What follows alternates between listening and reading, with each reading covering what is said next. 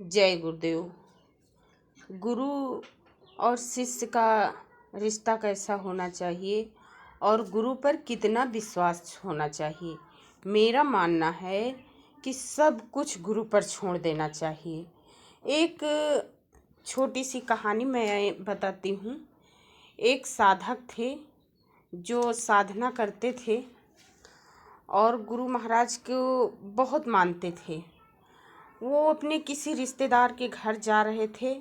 चलते चलते वापस में उन्हें अंधेरा हो गया और पानी गिरने लगा। बूंदाबांदी के कारण उन्होंने रास्ते में कहीं रुक गए। एक जगह पर रुक गए थोड़ी सी छांव देखकर। तो एक आदमी आया वहीं से और पूछा, आप क्यों बैठे हो? उन्होंने बता दिया कि मैं वहाँ से आ रहा था, पानी गिरने लगा और मैं यहीं बैठ गया हूँ। अब मैं यहाँ बैठूँगा, सुबह जाऊँगा। उसका घर पास में था। उसने अपने घर जा कर के रोटी लाई और रोटी ला करके उनको दिया। वो खा पी कर के सो गए। सोने के बाद फिर सुबह उठे और अपना देखा तो रात में जब सो गए तो उनका सामान जो रखा था वो किसी चोर ने लेकर के चले गए। अब वो सोच में पड़ गए कि पता नहीं मेरा सामान कहाँ चला गया, कैसे गया, और ये सब उनके दिमाग में आने लगी बातें। फिर वो जो चोर था वहीं पर छिपा बैठा था। उधर से एक महात्मा आ रहे थे। उन्होंने उसी चोर से कहा, बेटा ये जहाँ से लाए हो वहीं रख दो जाके, वरना आप पर बहुत बड़ा दोष लगेगा। तो उस महात्मा की बात सुनकर वो चोर उसी आदमी के पास पहुँचा और बोला कि भाई साहब, ये मैंने आपके पास से लेकर गया था चोरी करके और आप इसको ले लो। आपने वो पूछा कि आपने जब लेकर के गए तो मुझे वापस क्यों दे रहे हो?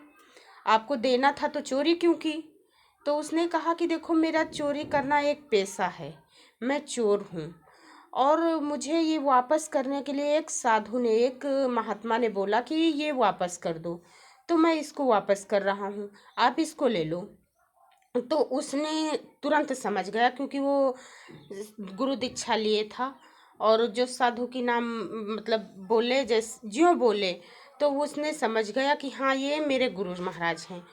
तो अगर हम लोग विश्वास कर लें, गुरु पर सहारा, गुरु का सहारा ले लें हर पग पर, तो मौज, मालिक की मौज में रहना सीखें, उस परमात्मा की, अपने गुरुजनों की मौज में अगर रहें तो कभी कुछ बिगड़ नहीं सकता, अनहित नहीं हो सकता है और गुरु दया ही करेंगे।